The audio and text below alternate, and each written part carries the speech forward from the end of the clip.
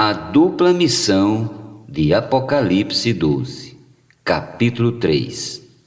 Tópico desta semana: o amor de Deus é derramado em nosso coração.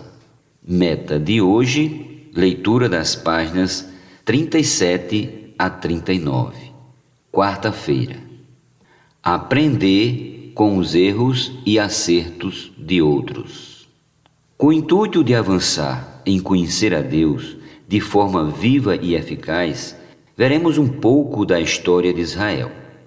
Sabemos que o povo judeu foi levado cativo para a Babilônia, mas por meio do decreto do rei Ciro, alguns judeus retornaram para reedificar o templo em Jerusalém.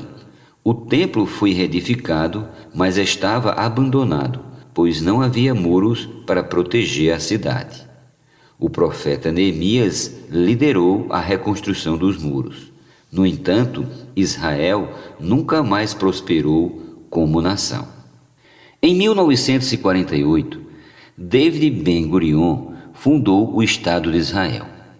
David lia regularmente a história universal. Por causa do seu compromisso com as antigas civilizações, certa vez ele disse para o escritor brasileiro Érico Veríssimo que não tinha tempo para outro tipo de entretenimento a não ser ler sobre a história de Israel e sobre a história mundial. Ele certamente usaria as palavras do filósofo grego Cícero, 106 a.C., 43 a.C., para afirmar que ignorar o que aconteceu antes de nós é como permanecer crianças. Como filhos de Deus, temos de aprender com as gerações passadas, com seus acertos e erros, para que espiritualmente não portemos de forma infantil como crianças. É importante extrair lições de vida até mesmo com os equívocos dos outros, para não cometer os mesmos erros. A história tem a função primordial de educar-nos, de fazer-nos aprender lições. Por isso, sempre volto a falar sobre a história da humanidade, desde Adão até a época atual. Não há quem entenda, não há quem busque a Deus. A condição da humanidade, retratada pelo apóstolo Paulo em Romanos, é idêntica à da geração pós-dilúvio. Ele diz: que se conclui? Temos nós qualquer vantagem? Não, de forma nenhuma, pois já temos demonstrado que todos, tanto judeus como gregos, estão debaixo do pecado, como está escrito: não há um justo, nenhum sequer, não há quem entenda, não há quem busque a Deus. Romanos 3, do 9 ao 11. Como vimos, não havia um homem sequer na geração pós-dilúvio que entendesse e buscasse a Deus, exceto Abraão. Todos se extraviaram e a uma se fizeram inúteis, não praticando o bem. Versículo 12. Falando sobre o conhecimento de Deus em Efésios 1, Paulo diz: para que o Deus de nosso Senhor Jesus Cristo, o Pai da glória, vos conceda espírito de sabedoria e de revelação no pleno conhecimento dele. Versículo 17. Deus nos concedeu espírito de sabedoria e de revelação, para que possamos conhecê-lo na plenitude de forma completa. Não é somente o conhecimento teórico, mas principalmente obter experiências profundas e subjetivas de Cristo. Busquemos o pleno conhecimento dele. Qual é a nossa esperança? É a esperança da glória.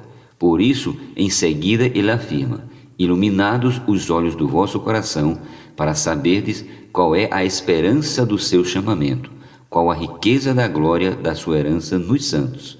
Versículo 18. O desejo de Deus é que sejamos sua glória. Essa realidade acontece quando amadurecemos na vida e na natureza divina. Glória é Deus revelado, seu ser, seu caráter, sua natureza e sua presença.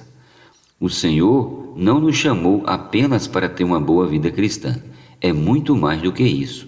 Ele nos escolheu para ser sua própria glória. Por isso, precisamos conhecer a riqueza da glória da sua herança nos santos e a suprema grandeza do seu poder, que Deus exerceu em Cristo, ressuscitando dentre os mortos e fazendo-o sentar à sua direita nos lugares celestiais. Versículos 19 a 20. E na conclusão do capítulo 1 de Efésios, Paulo descreve: acima de todo principado e potestade, e poder, e domínio, e de todo nome que se possa referir, não só no presente século, mas também no vindouro. E pôs todas as coisas debaixo dos pés, e para ser o cabeça sobre todas as coisas, o deu à igreja, a qual é o seu corpo, a plenitude daquele que a tudo enche em todas as coisas. Versículos 21 ao 23. Deus concedeu Cristo nessa posição tão elevada para a igreja. Cristo é o cabeça da igreja e está acima de todo o principado e potestade. Não tenhamos medo. O mesmo poder que Deus exerceu para ressuscitar Cristo dentre os mortos, hoje está na igreja. A igreja deve orar com autoridade para amarrar as obras dos principados e das potestades. Como está escrito no Evangelho de Mateus: em verdade vos digo que tudo o que ligardes na terra terá sido ligado nos céus, e tudo o que desligardes na terra terá sido desligado nos céus. Em verdade também vos digo que se 2 dentre vós sobre a terra concordarem a respeito de qualquer coisa que porventura pedirem, ser-lhe-á concedida por meu Pai que está nos céus. Mateus 18, do 18 ao 19. Tudo o que a igreja ligar e desligar na terra será ligado e desligado por Deus nos céus. Usemos essa autoridade em nossas orações.